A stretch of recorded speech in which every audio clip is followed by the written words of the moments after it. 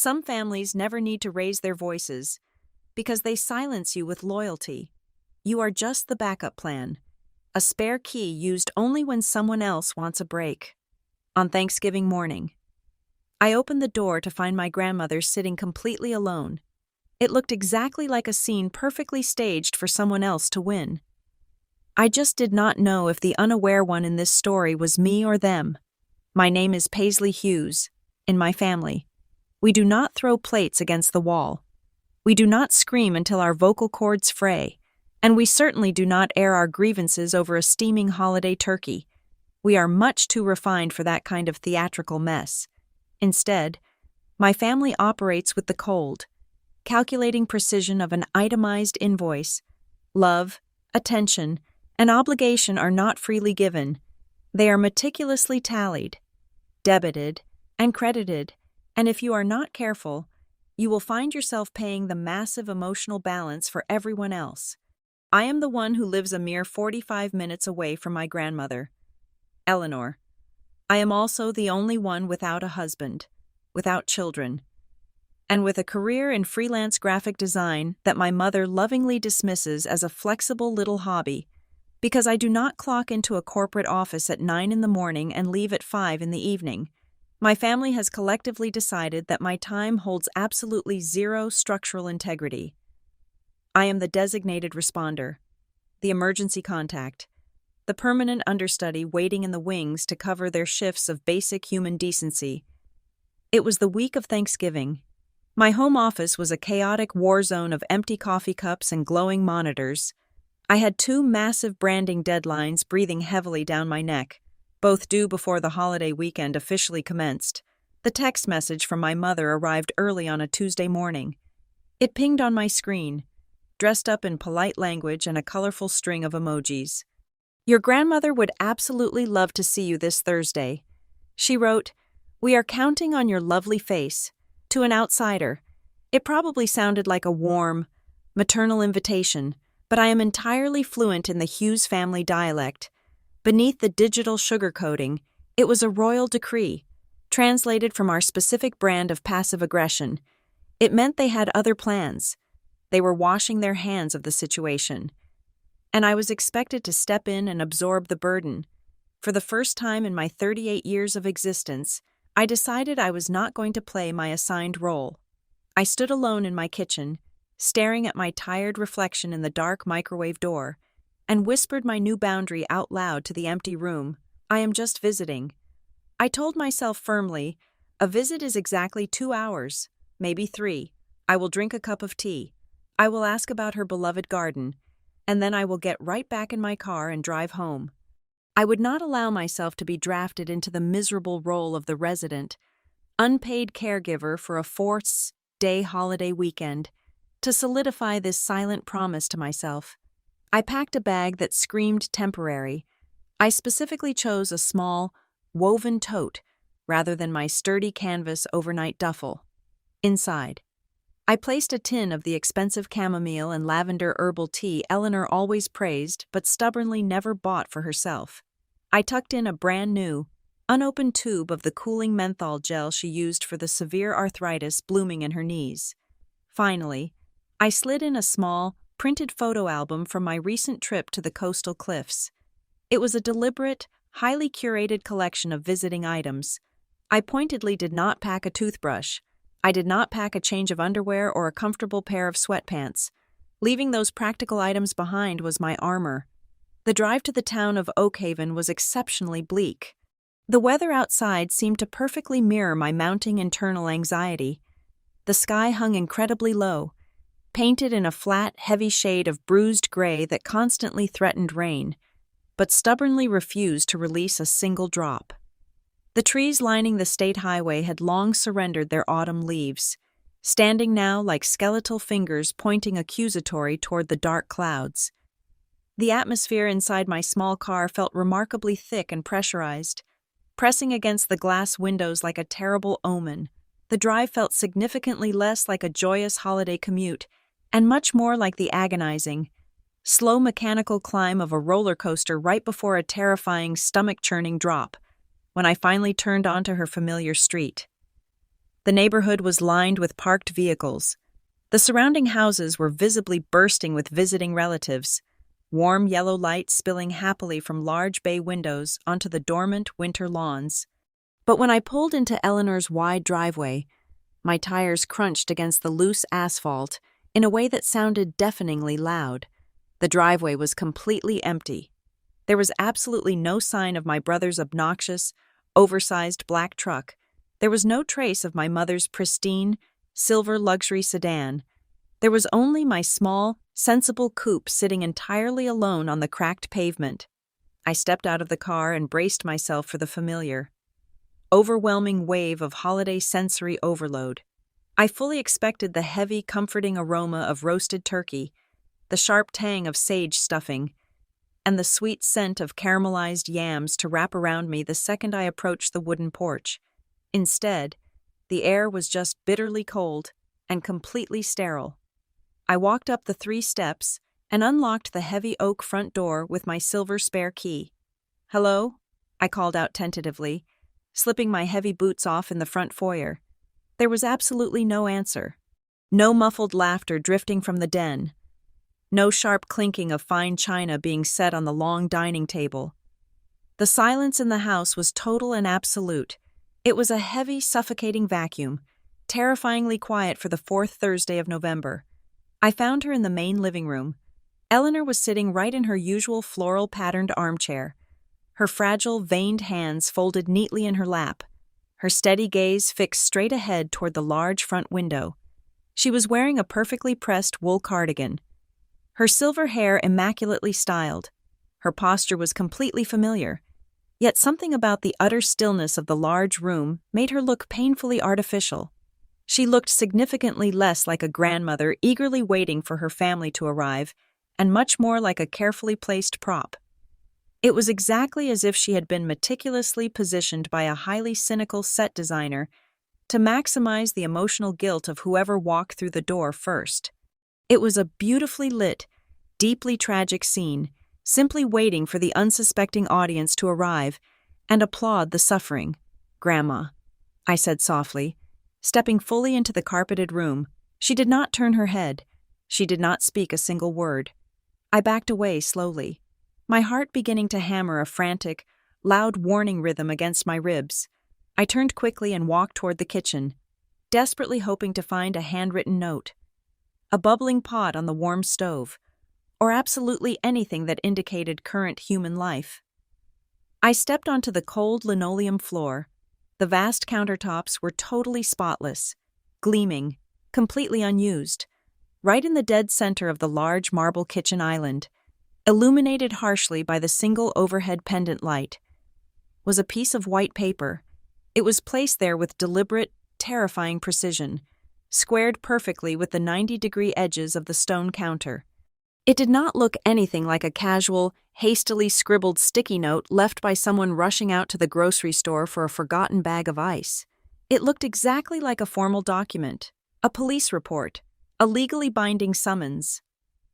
I walked slowly over to the island, the heavy silence of the empty house pressing aggressively against my eardrums. I reached out and picked it up. As my eyes rapidly scanned the neatly penned cursive, processing the carefully chosen words, every single ounce of warmth rapidly drained from my fingertips, leaving my hands as cold as the empty oven. The handwriting on the paper was unmistakable. It was my mother's elegant, looping script, the kind she usually reserved for formal wedding invitations or passive-aggressive thank you cards. I traced the black ink with my eyes, feeling the blood freeze in my veins. The message was excruciatingly polite, masking a staggering level of cruelty. "We have decided to head up to your brother's mountain cabin for a few days." The note read, "We felt it was incredibly important for you to have some dedicated, uninterrupted time to experience the profound joy of caring for your grandmother. Please enjoy this special bonding opportunity. We will see you on Sunday evening." The sheer audacity of the wording made my stomach twist into a violent knot. It was not a request. It was an ambush. I dropped the paper back onto the marble island and frantically began opening cabinets and drawers.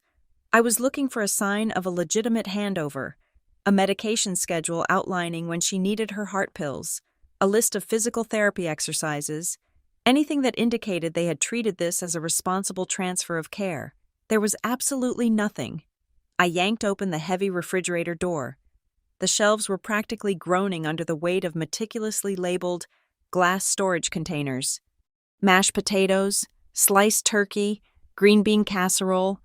It looked like a bounty, but my mind instantly recognized it for what it truly was. It was an alibi. If anything happened, they could point to the overflowing refrigerator and claim they had provided more than enough sustenance. They had not prepared for her care. They had prepared for their own legal defense. Panic began to claw at my throat. I stood in the center of the pristine kitchen. Trapped in a perfectly constructed psychological snare, the options laid out before me were agonizingly simple and equally destructive. If I turned around, walked out the front door, and drove back to my apartment, I would instantly become the villain of the family narrative. I would be the heartless granddaughter who abandoned a frail, elderly woman to fend for herself on a major national holiday. But if I stayed, I would be admitting defeat. I would be swallowing the bait and locking the trap around my own ankle, accepting my newly assigned role as the permanent, unquestioning caretaker. They would know that no matter what boundaries I attempted to set, they could simply force my hand. I took a deep, shuddering breath. The freezing air in the house seemed to sharpen my senses. I refused to play the game by their rules. I pulled my smartphone from my coat pocket. My hands were shaking slightly, but my purpose was absolute. I opened the camera application. I needed to document the reality of the situation before they had a chance to spin it into a weapon against me. I held the phone over the marble island and snapped a clear, high-resolution photograph of the handwritten note. I moved to the oven and captured the digital clock glowing exactly 11:45 in the morning. I walked briskly to the front windows, bypassing the living room, and took a picture of the completely empty driveway. I even stepped out onto the freezing front porch to record a short video of the silent, deserted street. When I stepped back inside and locked the heavy front door, I walked into the living room. Eleanor had not moved a single inch. Her hands remained neatly folded. However, as I stood just a few feet away, something incredible happened. Her pale, clouded eyes fluttered open for exactly one deliberate beat. She did not look confused or lost. She looked directly into my eyes with a startling, razor-sharp clarity. The look was intense, heavily loaded with an unspoken warning. It was a look that silently screamed at me not to rush, not to make a fatal misstep. Then, just as quickly as it happened, her eyelids drooped, and she returned to her vacant, statuesque pose. My pulse pounded in my ears. I retreated to the hallway and dialed the number of my closest friend, Maya. Maya was a ruthless corporate public relations manager who handled crisis communications for a living. She did not deal in emotions. She dealt in damage control. She picked up on the second ring. I quickly laid out the scene, my voice tight and strained. Maya did not offer me a single ounce of sweet, useless sympathy. She inhaled sharply through her teeth. "Listen to me very carefully. Paisley," she said, her voice dropping into a serious, commanding register. "This is not a family misunderstanding. This is a highly calculated narrative trap." "What do?" I whispered, leaning my back against the cold hallway wall. "You do not engage emotionally," Maya instructed. "Do not send them long, angry paragraphs about how unfair this is or how much you are hurting. They want you to sound hysterical so they can frame you as the unstable one. You need to strip all emotion from your communication. You use short, factual sentences. You establish a firm deadline, and you lead with your evidence. You treat this exactly like a hostile corporate takeover." I ended the call and let the heavy silence of the house wash over me once more. I closed my eyes and forged an ironclad rule in my mind. I would stay in this suffocating house for exactly 60 minutes, not 1 minute more, not 1 minute less. I was staying for those 60 minutes entirely for the woman sitting in the armchair. To ensure she was safe and breathing, I was absolutely not staying out of the twisted sense of duty my mother and brother were trying to violently force down my throat. I walked back into the kitchen to grab the tin of herbal tea from my tote bag. As I reached for the counter, a flash of stark white caught my eye. Pinned to the stainless steel door of the refrigerator by a heavy decorative magnet was a thick piece of expensive cardstock. I stepped closer. The heading read, "Emergency Contacts," written in that same sweeping to perfect calligraphy. Below it was a neatly organized list of phone numbers: the local police precinct, the fire department dispatch, the nearest hospital emergency room, the poison control hotline. My breath caught in my chest. It was entirely too perfect. It was immaculate. No one writes down the number for the fire department in decorative script on a random Thursday morning unless they are setting a stage. It was not a practical list meant to help a caregiver in a moment of panic. It was a prop. It was a meticulously planted piece of physical evidence designed to prove, after the fact, that they were highly responsible, deeply caring children who had thought of absolutely everything before they left. It was the final, chilling detail in a masterpiece of premeditated abandonment. I walked slowly back into the living room, my phone practically burning a hole in my palm after securing the digital evidence. As I crossed the threshold, the most jarring transformation occurred right before my eyes. The fragile, statuesque woman in the floral armchair abruptly shifted. The vacant droop of her shoulders vanished. Her spine snapped into a rigid, upright posture that I had not witnessed since I was in middle school. The trembling in her hands, a symptom we had all accepted as an unavoidable tragedy of her advanced age, ceased entirely. "Close the front door," Eleanor said. Her voice was not the reedy, hesitant whisper my family had grown accustomed to ignoring. It was low, steady, and sharp enough to cut glass. It was the voice of a woman who was absolutely in command of her surroundings. "Did you photograph everything you saw out there?" "Paisley?" she asked, her gaze tracking me with alarming precision. The note on the counter? The empty driveway? I stopped dead in the center of the Persian rug, my jaw slackening. "Yes," I breathed out, utterly paralyzed by the sudden evaporation of her supposed dementia. "Grandma, what is happening? You sound so incredibly clear." Eleanor did not answer immediately. Instead, she reached down beside her right thigh, wedging her hand deep into the tight crevice between the thick armchair cushion and the padded armrest. With a sharp tug, she produced a small, battered leather notebook. It was bound by a frayed black elastic band and looked entirely out of place against her pristine wool cardigan. "I remember exactly what day it is," she said flatly, flipping open the worn cover. "It is the 4th Thursday of November, Thanksgiving Day. The clock on the mantel reads exactly 12:15 in the afternoon. My mind is as sharp as a newly honed kitchen knife. I have been sitting here waiting for you to find the courage to see the truth." She patted the space on the sofa opposite her, a silent command to sit down. My legs felt like lead as I sank into the cushions. "For the past 8 months," Eleanor began, her eyes scanning my stunned expression, "I have been playing a very exhausting game of make-believe. When your mother and brother began whispering about power of attorney and assisted living costs, I noticed their voices dropping whenever I entered a room. So, I decided to become a ghost in my own house. I let my hands shake. I stared blankly at the television screen. I asked the same questions twice. My mind reeled, struggling to bridge the massive gap between the helpless patient I thought I was visiting and the master tactician sitting across from me. "You pretended to be losing your memory?" I asked, the sheer magnitude of the deception washing over me. "When people believe you cannot understand them, they stop hiding their true intentions," she replied coolly. "They become incredibly sloppy. They talk right over you as if you are a piece of broken furniture. And while they talked, I listened, and I wrote every single word down." She tossed the leather notebook onto the coffee table. It slid across the polished wood and bumped gently against a decorative coaster. "Open it," she instructed. My fingers trembled slightly as I picked up the small book. The pages were densely packed with neat, microscopic handwriting. Each entry was meticulously dated and timed. I turned to a page marked near the end of October. October 28th, 3:30 in the afternoon. The entry read, "Sitting in the sunroom, my daughter and grandson discussing the upcoming holiday weekend. He complained about his ski trip being ruined. She told him not to worry. Quote, Paisley will cave. She always caves. We just need to leave before she arrives." End quote. I stared at the ink until the letters began to blur.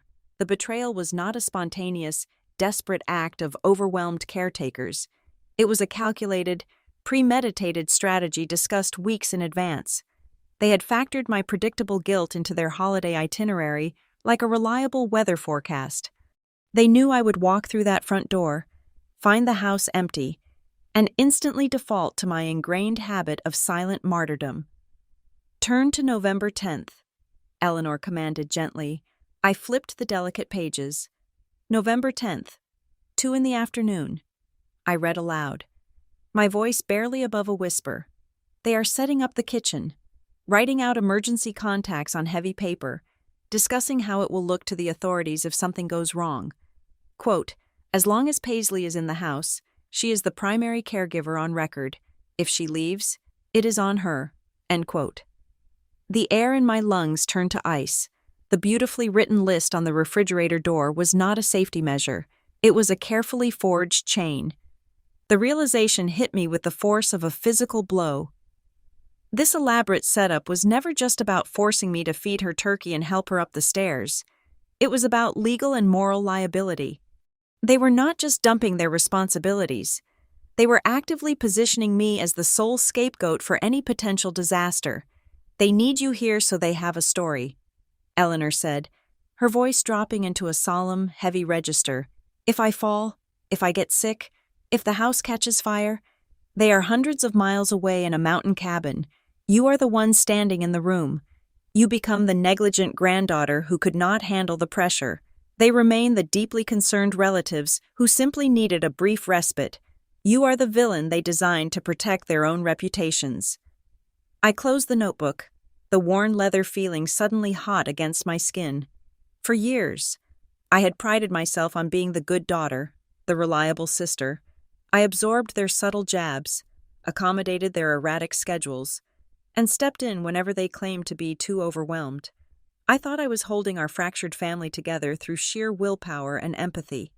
I genuinely believed I was doing the right thing, but sitting there in the suffocating silence of that staged living room, a chilling epiphany took root in my mind. The word unaware echoed loudly in my head. I had been completely unaware. I had sleepwalked through decades of manipulation, mistaking their calculated exploitation for genuine helplessness. They did not value my compassion. They weaponized it. They had constructed an entire alternate reality where my compliance was the structural foundation of their freedom. I looked up at Eleanor. The woman I had come to pity was gone, replaced by an ally I desperately needed. Her eyes were fiercely intelligent and entirely unapologetic. "We have precisely 45 minutes left of your promised hour," she said, leaning forward slightly. "The trap is sprung. Paisley, now. We are going to remove their leverage before they realize we are no longer playing our assigned parts."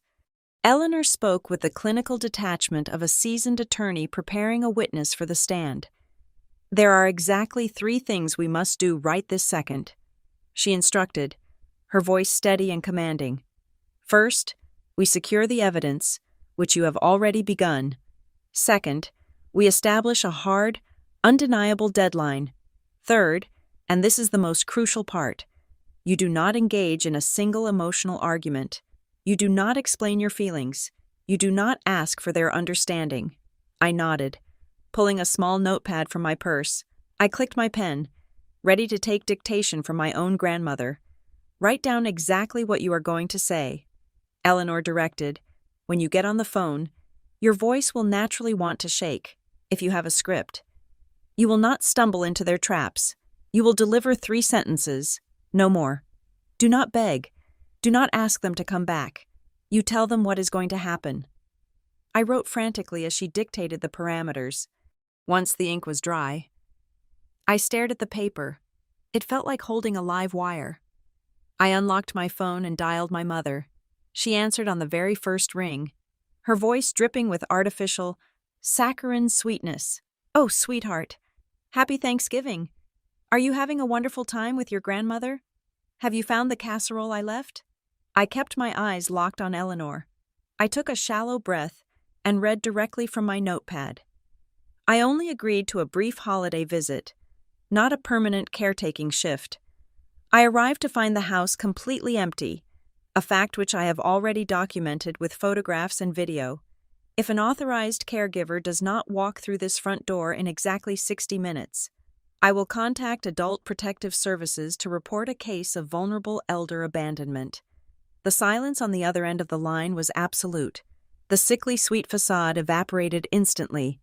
When she finally spoke, the velvet had been stripped away, revealing cold, hard steel. "Excuse me?" she hissed, her tone dropping an octave. "What kind of insane threat is this? You are her granddaughter. You are family. You are right there." I did not defend myself. I did not explain how tired I was or how unfair it felt. I looked at the script. "You have exactly 60 minutes from the time of this call." I repeated, my voice devoid of any inflection. Then came the pivot. When intimidation failed, she immediately switched to guilt. "This is exactly why your brother and I are so exhausted. Paisley, you are being completely unreasonable and selfish. We do everything for that woman. We sacrifice our entire lives, and the one time we ask for a tiny favor so we can have a shred of peace. You pull this dramatic stunt? You are ruining Thanksgiving for everyone." It was the classic move. She was trying to drag me back into the role of the compliant, guilty daughter. I felt the familiar, heavy tug of obligation pulling at my chest, begging me to apologize, begging me to smooth things over. But Eleanor was watching me. She gave a sharp, negative shake of her head. 58 minutes, I said cleanly, and I pressed the red button to end the call. My hands were trembling so violently, I had to set the phone down on the wooden coffee table. Eleanor simply nodded in approval. "That was perfectly executed," she said quietly. Almost instantly, the screen of my phone lit up with a text message. It was from my older brother, Julian. He was undoubtedly sitting right next to our mother in his oversized truck, listening to the entire exchange. His message was brief and aggressive. "Stop being a hysterical child. Do not blow this out of proportion and ruin the holiday for the rest of us. Grow up and do your part for once." I read the words, but they lacked their usual venom. Without the element of surprise, his bullying just looked pathetic. I swiped the notification away without typing a single letter in response. 5 minutes later, the phone vibrated again. This time, it was a voice call from my father. Richard. He had been divorced from my mother for 15 years, but they still operated as a highly coordinated unit when it came to avoiding responsibility. He was always the designated peacekeeper, the man sent in to negotiate when my mother pushed too hard. I answered and put him on speakerphone. Placing the device between Eleanor and myself, "Paisley, kiddo." Richard began, his voice smooth, calm, and deeply soothing. "Let us just take a collective breath here. Your mother called me, and she is terribly upset. I think there has been a massive miscommunication. Nobody is abandoning anyone. We just need to be reasonable adults." I did not say a word. I let the silence stretch. "Listen, sweetheart," he continued, the soothing tone slipping just a fraction. "Just so I can understand the logistics of the situation. Where exactly are you right now? Are you inside the house?" "I am in the living room," I answered flatly. "Right, okay," he said quickly. "And did you talk to any of the neighbors when you pulled up? Is there anyone else in the house with you right now? Did anyone see you go inside?" The questions hit me like a splash of freezing water. He was not asking about Eleanor's health. He was not asking if she had eaten, if she was frightened, or if she needed her medication. He was desperately trying to establish the perimeter of their liability. He needed to know if there were independent witnesses. He needed to know if the narrative could still be controlled and contained within the family unit. I looked at my grandmother. She raised one eyebrow, a silent confirmation of my sudden realization they were absolutely terrified. They did not fear the truth. The truth was something they manipulated every single day. What they feared was a paper trail. They feared an external, Objective record that they could not bully, guilt, or gaslight into submission. They were terrified of the photographs, the timestamps, and the undeniable reality of an empty driveway. I am the only one here. Richard, I said, using his first name to sever the paternal connection. But the evidence is safely backed up on a cloud server. You now have exactly 49 minutes to produce a caregiver. I highly suggest you stop managing my feelings and start managing your travel arrangements. I disconnected the call. The silence in the room returned. But it was no longer heavy or suffocating. It felt clear. It felt like the crisp air right after a violent thunderstorm. We had set the trap, and they were already caught in the wires. 50 minutes bled away into the stifling silence of the living room. I sat perfectly rigid on the floral sofa, watching the antique grandfather clock in the corner slice the hour into agonizingly slow seconds. Eleanor remained in her armchair, her breathing perfectly even, completely unbothered by the impending deadline. Then, the unmistakable crunch of heavy tires on cold gravel broke the stillness. I stood up and moved quickly to the front window. It was not my brother's obnoxious, oversized truck or my mother's pristine luxury sedan. It was a nondescript silver company car. My father, Richard, stepped out onto the driveway. He was alone. He unlocked the front door with his own silver key and strode inside, rubbing his hands together briskly to ward off the biting winter chill. He was playing a very specific, carefully rehearsed role. He was the casual, unconcerned patriarch, just popping in for a friendly holiday visit. "Hello, ladies," he announced heartily, peeling off his expensive leather gloves and tossing them onto the entryway console. He walked straight over to Eleanor, deliberately bypassing me entirely. "How are we doing this beautiful afternoon? Mom, keeping warm enough in here?" Eleanor instantly reverted to her docile, vacant persona.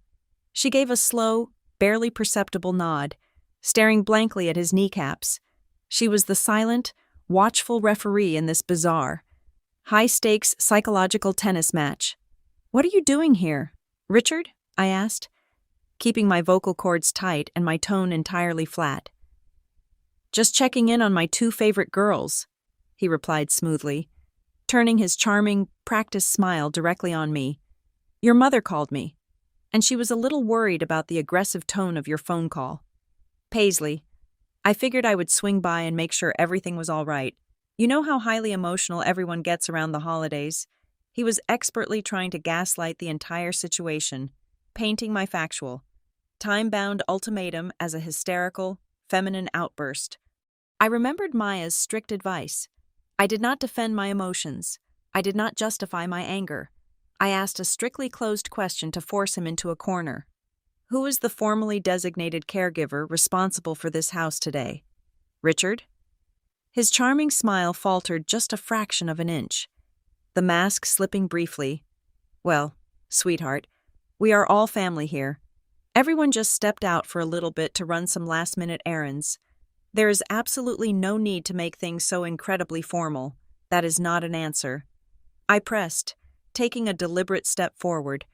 "I need a specific first and last name. Who was supposed to be standing in this house at 11:45 this morning when I arrived?"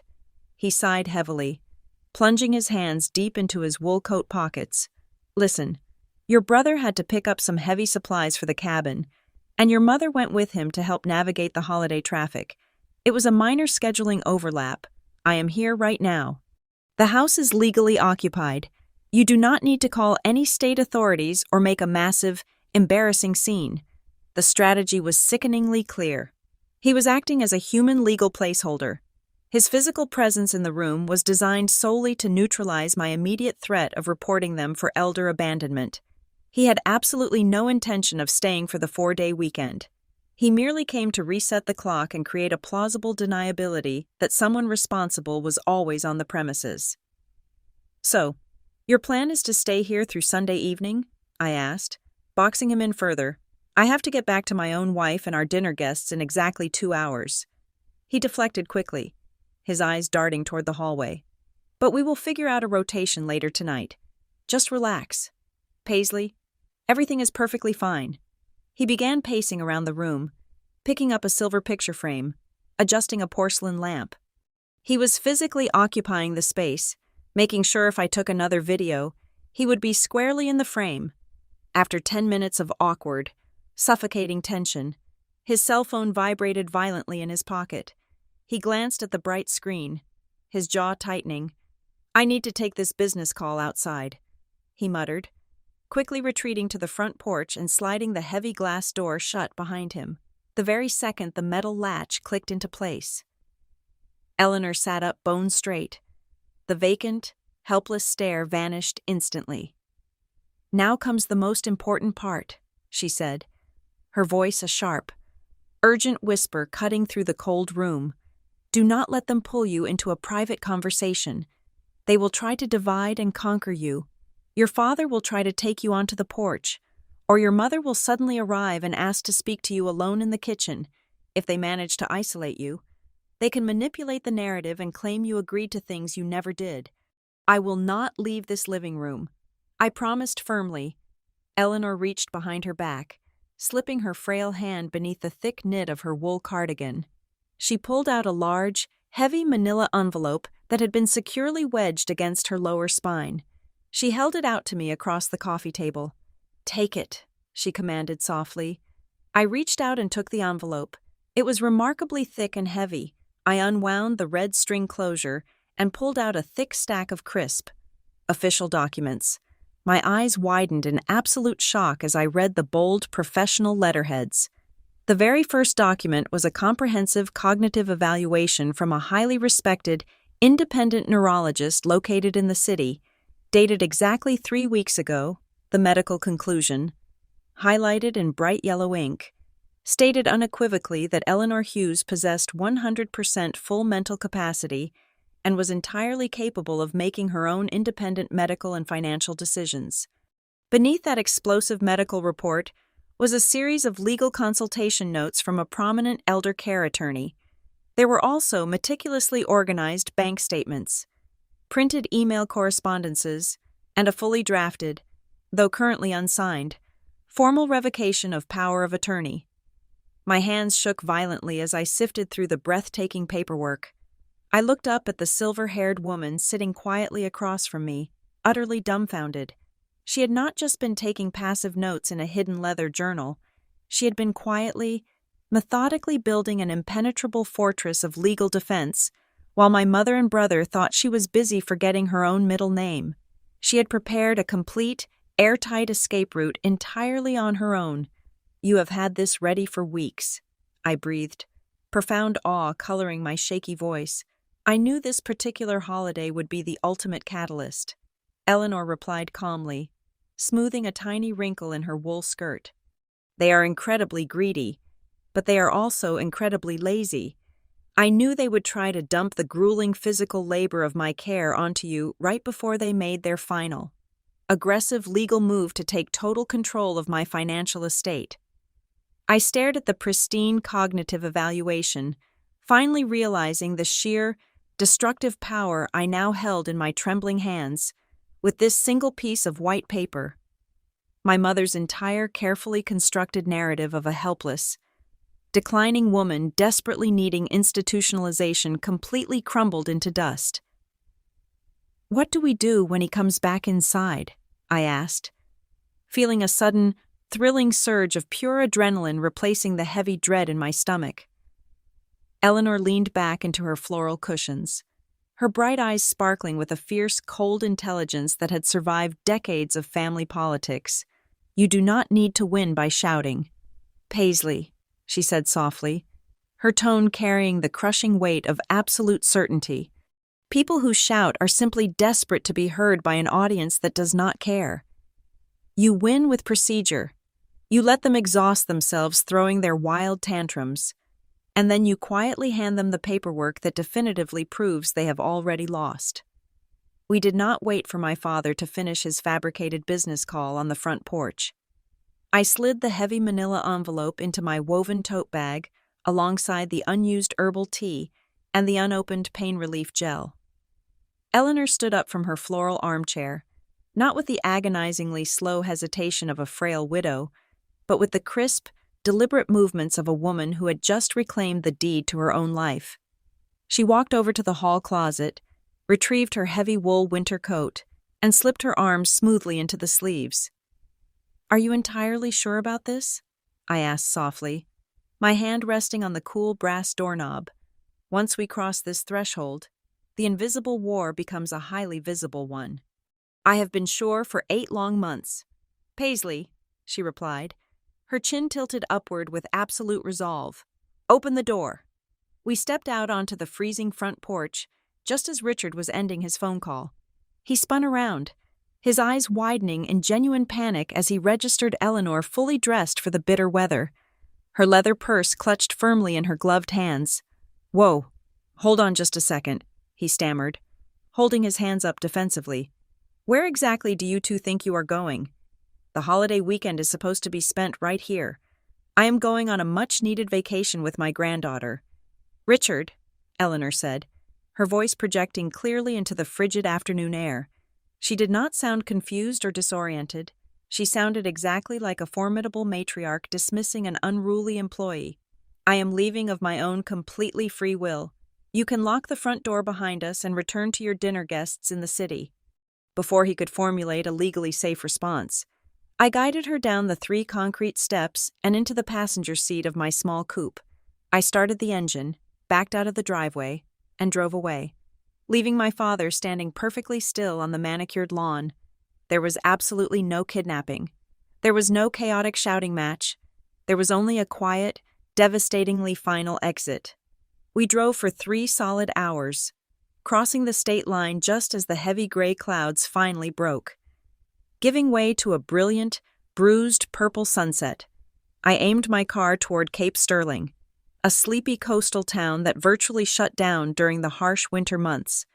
The drive felt remarkably like a long, cleansing exhale. The suffocating pressure of the Oakhaven house vanished in the rear-view mirror, replaced by the rhythmic hum of the tires against the asphalt and the distant, salty smell of the freezing ocean. I rented a small, weathered cottage sitting directly on the rocky beach.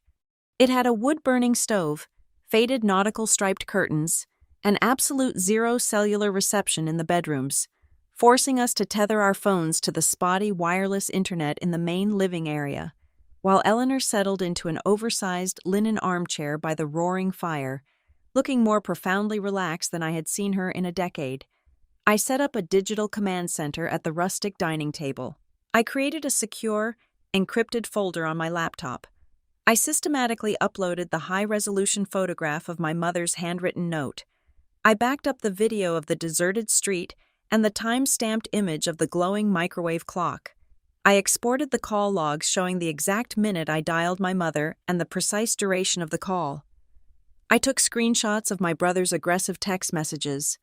Every single digital footprint was preserved, duplicated, and locked away safely in the cloud. As I worked, the crackling fire provided a soothing backdrop to the harsh truths Eleanor finally began to unravel. It started with seemingly innocent jokes. She murmured, gazing into the bright orange flames.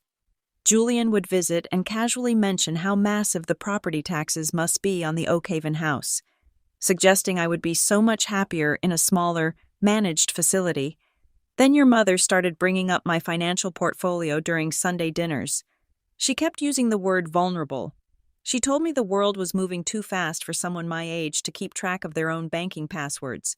I stopped typing and looked over at her. They were laying the groundwork. Exactly. She nodded slowly. 2 months ago, they left a legally binding power of attorney document sitting right on the kitchen island. They claimed it was just standard boilerplate paperwork, a simple precaution in case I ever fell and bumped my head, when I refused to sign it. They stopped asking. Instead, they started treating me like I was already gone. They started talking about my cognitive decline to the neighbors, to my primary care physician, to anyone who would listen. They were building a public consensus that I was losing my mind, so that when they eventually forced a legal guardianship, no one would dare question it. I felt a cold shiver run down my spine that had absolutely nothing to do with the coastal draft seeping through the window frames. I looked down at my own hands resting quietly on the keyboard. For over 20 years, my family had affectionately labeled me the gentle one, They called me the understanding child, the easygoing sister who never demanded the spotlight and always pitched in, sitting in that quiet coastal cottage.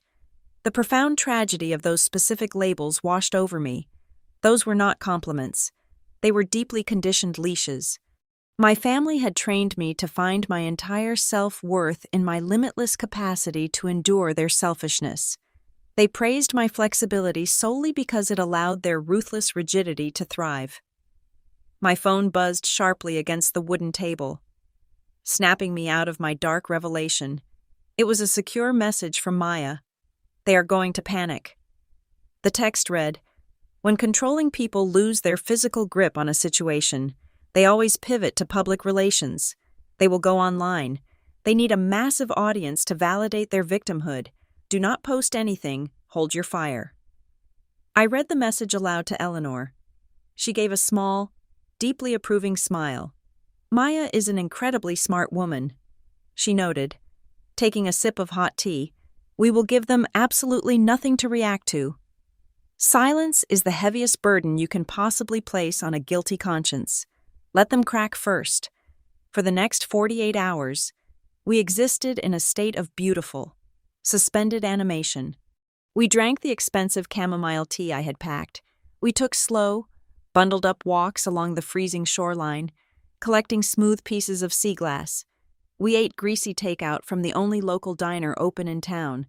For the very first time in my adult life, I laid my head on a soft pillow and fell into a deep, dreamless sleep without violently jolting awake at the phantom vibration of a family emergency text.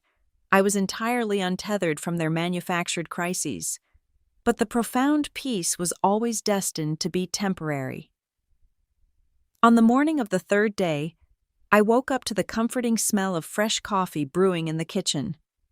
I stretched my arms, feeling remarkably light, and reached blindly for my phone resting on the wooden bedside table. The screen was completely illuminated. It was practically vibrating right off the furniture. There were 42 missed calls, 17 unread text messages from extended relatives who had not spoken to me in 5 years, dozens of rapid social media tags from my mother and my brother. I sat up slowly, my heart rate accelerating rapidly in my chest. I did not need to open the applications to know what had happened. The silent grace period was officially over, just as Maya had predicted, and just as Eleanor had known all along. My family had finally taken the war public. I opened the social media application on my smartphone. Right at the top of my feed was a lengthy, highly dramatized status update from my mother. Posted exactly 2 hours ago, it was an absolute masterclass in public manipulation. She deliberately did not use my name. She did not detail the specific events of Thursday morning. She simply cast a wide, emotionally devastating net designed to catch maximum sympathy. My heart is completely shattered this holiday weekend. Her post began, "There is absolutely nothing more agonizing than watching a trusted family member abruptly abandon their sacred responsibilities to our fragile elders. It is a profound cruelty. Please keep our family in your thoughts during this incredibly difficult season of betrayal." Directly below her vague statement, a massive flood of comments from distant relatives, her country club friends, and former colleagues poured in. My aunt typed out a lengthy paragraph about how deeply sorry she was for my poor, suffering grandmother, instantly casting Eleanor as a helpless victim. A neighbor chimed in, condemning the selfish nature of the younger generation for their shocking lack of empathy. They were eagerly convicting me in the court of public opinion without possessing a single shred of factual context. I swiped over to my email inbox.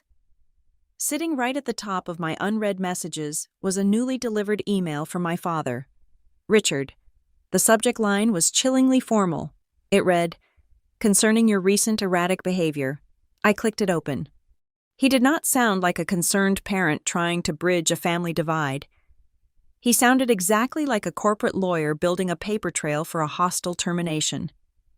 He suggested my highly emotional reaction to a simple family misunderstanding was a clear, alarming sign that I was suffering from severe psychological burnout. He practically diagnosed me with a nervous breakdown right there in the text, carefully planting the insidious seed that I was completely incompetent and mentally unstable. In the past, these coordinated, multi-platform attacks would have thoroughly shattered my confidence. I would have frantically drafted a dozen tearful apologies to keep the peace, but sitting at that rustic dining table, listening to the ocean wind rattle the window panes, I felt absolutely no urge to defend my feelings. I morphed into a cold, efficient digital archivist. I took precise screenshots of my mother's public post, ensuring I captured the exact timestamp and the rising number of sympathetic reactions. I saved every single judgmental comment from our extended family. I downloaded my father's gaslighting email and placed it directly into the encrypted, password-protected folder right next to the high-resolution photograph of the marble kitchen island. Eleanor walked into the kitchen, a steaming mug of black coffee resting steadily in her hand. She took one look at the glowing screen of my laptop and correctly deduced the situation. They are desperately trying to control the public narrative. She stated simply, "It is time for us to formally correct the record." I propped my smartphone against a heavy ceramic bowl on the wooden table and pressed the bright red record button. Eleanor sat up incredibly straight, looking directly into the small camera lens with piercing, undeniable clarity. "My name is Eleanor Hughes," she said, her voice entirely steady and completely devoid of the artificial frailty my family relied upon. "Today is Sunday, the 28th of November. I am currently staying at a coastal rental property. I left my primary residence in Oakhaven on Thursday afternoon entirely of my own free will. I am completely safe. I am 100% mentally competent, and I am exactly where I choose to be. Any public or private claims stating otherwise are entirely fabricated." I stopped the recording. The video was perfectly concise. It was undeniable. Time-stamped proof of life and sanity. It was finally time to construct my own response. I opened a blank text box on my primary social media profile. Maya's strict crisis management advice echoed loudly in my mind. No emotional outbursts, no long, defensive paragraphs explaining my side of the story. I simply laid out a sterile, completely factual timeline. On Thursday morning at exactly 11:45, I arrived at my grandmother's house for a scheduled, brief holiday visit.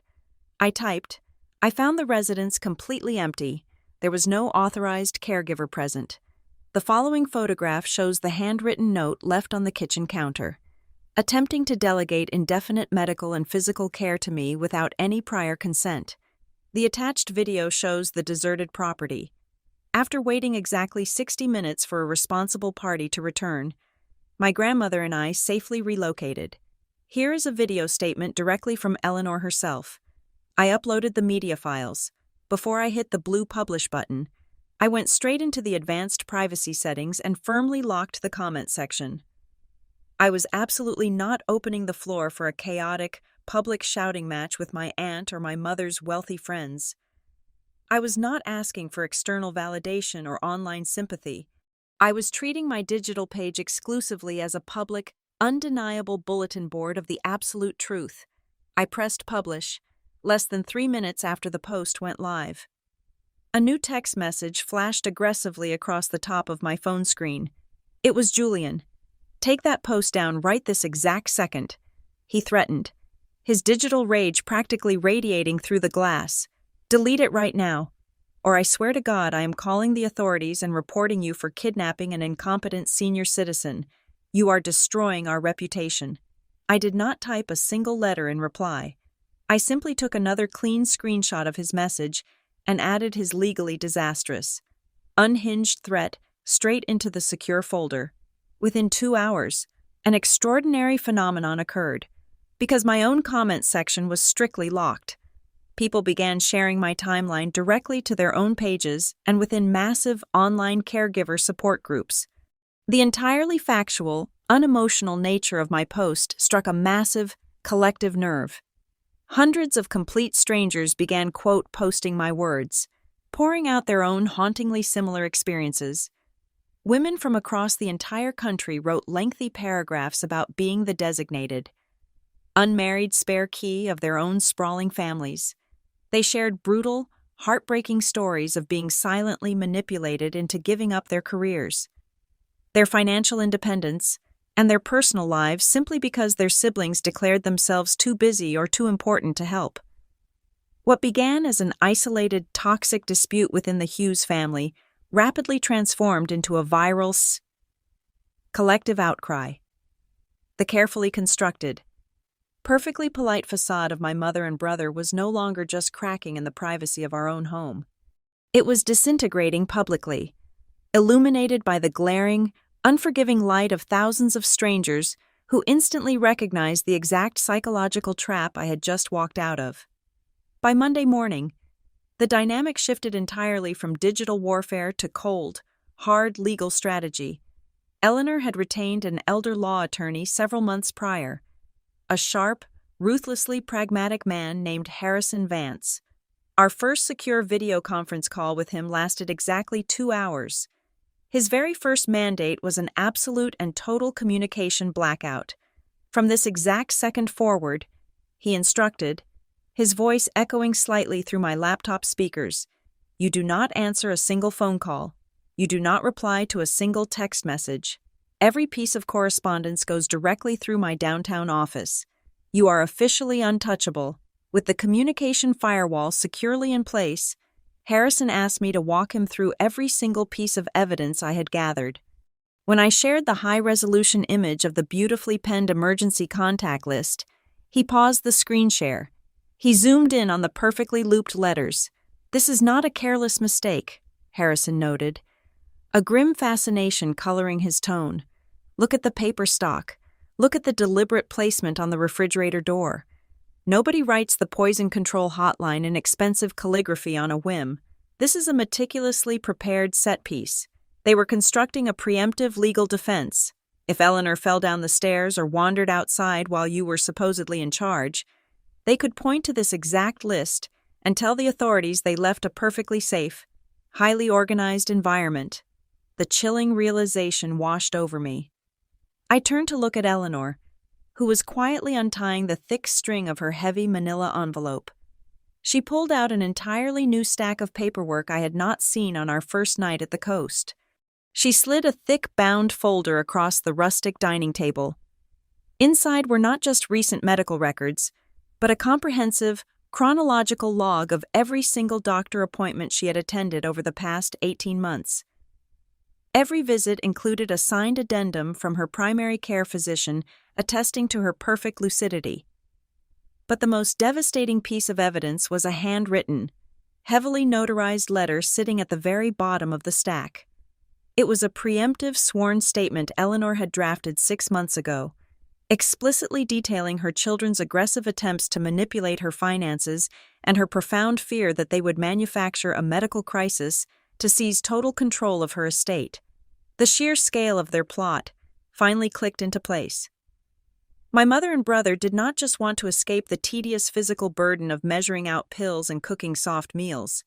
This was a highly coordinated, hostile takeover. They wanted Eleanor legally declared incompetent, and they needed a negligent disaster to trigger the state's intervention. They had explicitly positioned me to be the undeniable cause of that disaster. They wanted to strip her of her civil rights, seize the public narrative, and ultimately control every single dollar to her name. Just as the gravity of the situation settled into my bones, a notification popped up on my phone. My mother had abruptly completely changed her public relations strategy. The vague, emotionally devastating post about family betrayal was suddenly deleted. In its place was a highly sanitized, incredibly careful paragraph. "The holidays are a highly stressful time for everyone," her new post read. "Misunderstandings happen when emotions run high. We are simply terrified for Eleanor's well-being following her sudden, unexplained departure from her secure home. We just want to ensure she is receiving the proper medical oversight she so desperately requires. Please respect our privacy as we navigate this challenging family matter." I read the words aloud to the room. Eleanor let out a short, humorless laugh. She tapped her ceramic coffee mug against the wooden table. "That is not remorse," she stated flatly, her eyes narrowing at the glowing screen. "That is a carefully advised, tactical defense. She has spoken to a lawyer of her own. She is establishing a public record of profound maternal concern to completely mask her absolute legal liability. Meanwhile, my brother Julian decided to take a much more aggressive, entirely unhinged route, while my mother played the deeply worried caretaker. He began leaving completely reckless comments on various public pages. He explicitly accused me of financial exploitation. He claimed I was deliberately isolating a vulnerable, confused woman. He stated I had taken her to an undisclosed location under highly suspicious circumstances to maliciously manipulate her final will and testament. The sheer audacity of his lies made my blood boil. I practically slammed my hands onto the keyboard, ready to upload the explosive cognitive assessment and the time-stamped video of Eleanor speaking perfectly clearly. I wanted to publicly annihilate his false narrative right then and there. Harrison stopped me instantly. "Do not fire your weapon yet." "Paisley," he commanded, his voice slicing through my rising anger. "You don't show your whole hand in the first round. Right now, Julian is loudly digging his own legal grave in front of a massive public audience. Let him keep shoveling. We hold the absolute, undeniable proof, and we will save it for the absolute final strike." I slowly pulled my hands away from the keyboard, the adrenaline slowly draining from my fingertips. I closed the laptop, the sudden silence of the coastal cottage wrapping securely around me. I looked out the window at the crashing, freezing ocean waves. We had successfully blocked their initial ambush, and we held the ultimate legal trump card. But a dark, suffocating sense of dread began to pool in the pit of my stomach. If my own flesh and blood was perfectly willing to orchestrate an elaborate holiday abandonment, gaslight the entire public, and baselessly accuse me of elder kidnapping just to secure an inheritance, I had to ask myself a truly terrifying question. What exactly was their absolute rock bottom? What horrific lengths would they go to when they finally realized they were entirely cornered and about to lose absolutely everything? By Tuesday afternoon, the defensive phase of our operation officially ended, and the offensive trap setting began. Harrison Vance, operating with the cold precision of a military general, initiated the first maneuver. He drafted a formal cease and desist letter addressed directly to my mother and my brother, demanding an immediate halt to their defamatory online campaign. But the true genius of Harrison's strategy was buried in the second paragraph. Alongside the strict legal warnings, he formally requested the comprehensive, documented care schedule they claimed to have been utilizing for the past 6 months, including the names and contact information of any hired nursing staff. It was a completely impossible demand because no such schedule had ever existed. Exactly 4 hours after the courier delivered the certified letters, my mother somehow bypassed the communication block and managed to get a call through to the landline of our coastal rental cottage. I answered it, expecting venom. Instead, her voice was dripping with a desperate, manufactured vulnerability. "Paisley, darling," she murmured, sounding close to tears. "This has all gone terribly wrong. The lawyers, the public posts. It is tearing our beautiful family apart. Please, let us just sit down like rational adults and have a private family talk. We can fix this. I promise things will change." I looked across the kitchen island at Eleanor. She gave me a slow, knowing nod. "I will agree to a meeting," I told my mother, keeping my tone perfectly neutral. "But it will not be at the house. We will meet on my terms, in a fully neutral location." We selected a sterile, glass-walled conference room in a shared office building halfway between the coast and Oakhaven. We arrived 45 minutes early. Harrison Vance sat quietly in the corner chair, blending into the shadows of the room. Placed dead center on the polished mahogany table was a small, sleek digital audio recorder. I was not going to rely on hidden wires or questionable consent laws. The device was in plain sight, entirely undeniable. When my family walked through the heavy glass doors, they looked like a unified front of righteous indignation. My mother wore a perfectly tailored beige suit. Julian practically puffed his chest out through his tight polo shirt, and Richard trailed slightly behind them, playing the reluctant peacemaker. They glanced at the digital recorder on the table, but their inherent arrogance completely overrode their caution. They genuinely believed they could outsmart the little black box simply by talking over me. The conversation started exactly as Harrison had predicted. It was a torrential downpour of guilt trips and gaslighting. My mother wept dry tears, claiming I had cruelly misunderstood their intentions. Julian aggressively leaned across the table, pointing a thick finger in my direction. "You are making a massive fool of yourself over absolutely nothing." Julian sneered, his face flushing a deep, angry red. "You dragged her all the way to the coast for what? She does not even know where she is most of the time. She does not remember anything anyway." I kept my hands folded neatly in my lap. I leaned slightly toward the digital recorder.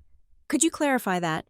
"Julian," I asked evenly, "are you stating that our grandmother does not possess the mental capacity to understand her surroundings?"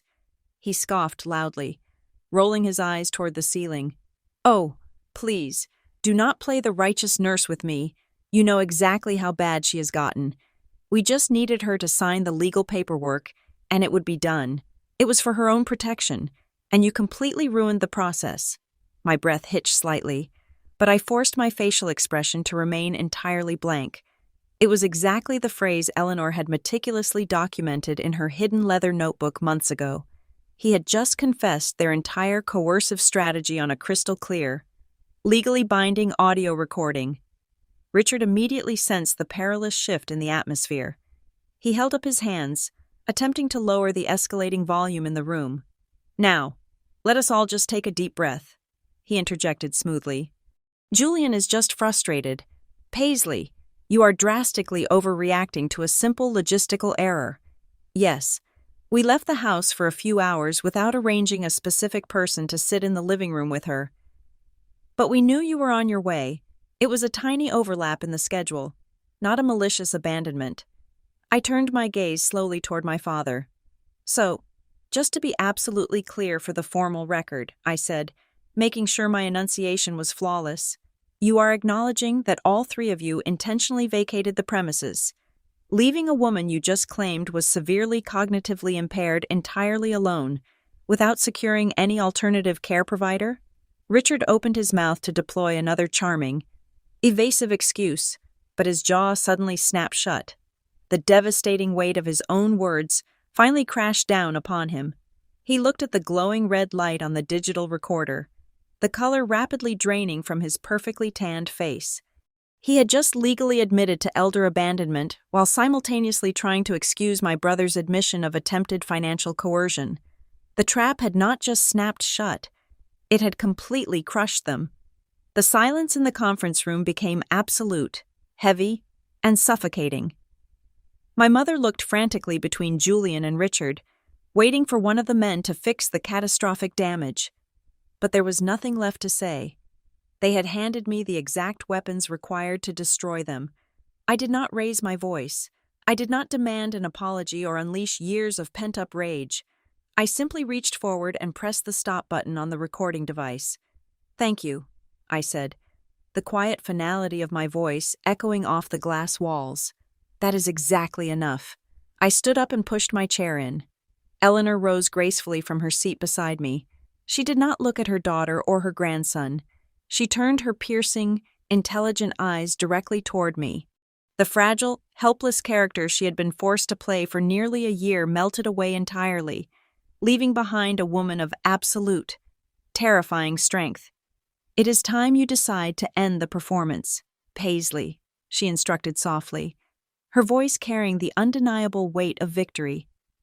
"Let us go home." My mother and brother made their absolute final, desperate play on a freezing Tuesday morning, refusing to accept their massive strategic defeat. They escalated the situation to the highest possible level. They formally filed an emergency petition for temporary guardianship in the county court. In their sworn, legally binding affidavits, they painted a horrifying, completely fabricated picture.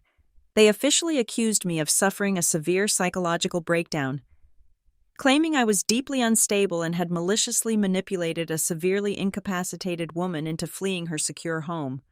It was their ultimate, aggressive attempt to seize total control, strip away our defenses, and silence the truth permanently. They clearly expected me to crumble under the crushing weight of the legal system. When we arrived at the emergency hearing, my family sat across the heavy mahogany table, looking incredibly smug. They genuinely believed their manufactured authority would easily overpower my quiet resistance. They were entirely wrong. Harrison Vance did not argue with them. He did not raise his voice or engage in their emotional theatrics. He operated with the terrifying silent efficiency of a highly trained surgeon. He calmly opened his heavy leather briefcase and handed the court, appointed mediator, a thick, perfectly organized binder. Inside that binder was the undeniable destruction of the Hughes family myth. Harrison methodically laid out the indisputable timeline. He presented the high-resolution photograph of the handwritten note left on the kitchen island. He submitted the digital timestamps, proving the house was entirely deserted. He handed over the official, notarized cognitive assessment stating unequivocally that Eleanor possessed 100% mental capacity, and for his final, devastating strike. Harrison played the audio recording from our previous conference room meeting, the sound of my brother explicitly confessing to attempted financial coercion, followed immediately by my father admitting to leaving a supposedly vulnerable woman entirely alone, echoed loudly off the acoustic tiles of the small room. The color completely drained from my mother's perfectly powdered face. My brother stared at the glowing digital recorder as if it were a venomous snake. They had absolutely zero narrative left to sell. Their entire carefully constructed reality was obliterated by undeniable structure, concrete dates, and airtight proof. But Eleanor was not quite finished, sitting taller and prouder than I had ever seen her in my entire life. She reached into her own purse and produced a single, heavily stamped legal document. It was a fully executed, irrevocable trust established exactly 4 months prior. She looked directly into my mother's terrified eyes and delivered the ultimate, fatal blow. She revealed that she had already legally transferred total, absolute control of her entire financial estate to a ruthless, independent third-party fiduciary firm. Furthermore, she had legally designated me as her sole medical proxy. The vast inheritance they had spent over 8 months trying to steal was completely locked away in an impenetrable vault they could never, ever touch. They had absolutely zero legal standing to make a single decision regarding her life or her money. The mediation session was abruptly terminated in our favor. As we walked out of the room, the panic finally set in. Julian chased me down the polished corridor of the courthouse. His previous arrogance was entirely gone, replaced by a pathetic, desperate sweat beading on his forehead. "Come on, Paisley," he whispered frantically, looking nervously over his shoulder. "We can work this out privately. I will apologize. I will give you a percentage of whatever we can recover. Just call off the lawyers." I stopped walking and stared at him, feeling absolutely nothing but profound, freezing pity. This was never about the money. "Julian," I replied, my voice completely devoid of emotion. "This is about basic human rights. You cannot buy your way out of abandoning your own flesh and blood." Realizing the financial angle was dead, my mother attempted one final, desperate tactic. She collapsed onto a wooden bench near the elevators, burying her face in her hands and sobbing loudly for everyone in the lobby to hear. "I was just so incredibly tired," she wailed, playing the ultimate, tragic victim. "I am a suffering, exhausted mother. I just needed a tiny break. No one ever appreciates how much pain I am in. In the past, that specific hypnotic performance would have sent me running to comfort her. But the spell was permanently broken. None of us moved a single muscle." Eleanor looked down at her weeping daughter, her expression completely unreadable. "I am not a prop for your fabricated kindness," Eleanor stated, her voice slicing through the fake tears like a perfectly sharpened blade. "You do not get to use my existence to make yourself look like a saint." We turned our backs and walked out through the heavy glass doors into the crisp winter air. In the weeks that followed, I officially and permanently resigned from my lifelong, unchosen role as the forced family caregiver, with the funds from her newly protected trust. Eleanor hired a professional, highly vetted home care agency.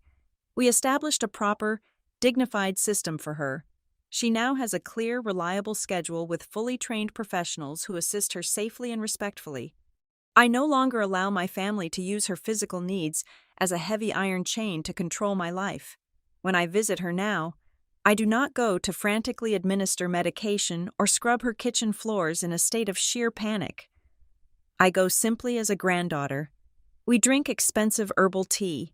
We look at photo albums, and we actually enjoy each other's company without the suffocating, toxic cloud of family guilt hanging over our heads. I did not throw a massive party to celebrate our legal victory. There was no triumphant parade through the streets of Oakhaven. When I finally returned to my own apartment, I simply locked the door, leaned against the wood, and took a massive, deep breath for the very first time in my entire adult life. My lungs felt completely clear. I was finally breathing my own air. As I stood in my quiet kitchen, the word unaware drifted back into my mind, but its meaning had completely transformed. I was never the oblivious one in this dynamic. The truly unaware people in this world are the profoundly arrogant ones. They are the people who genuinely believe they can carelessly manipulate an entire human life, meticulously control every single narrative, and leave absolutely no trace of their cruelty behind. They simply never realized that the quiet backup plan was meticulously keeping the receipts the entire time. Thank you so much for listening to my story today. Please leave a comment below and let me know exactly where in the world you are listening from so we can connect and share our thoughts together. Do not forget to subscribe to the Lily Revenge Stories channel, like this video, and support us even more by hitting the like button so this story can be heard by as many people as possible.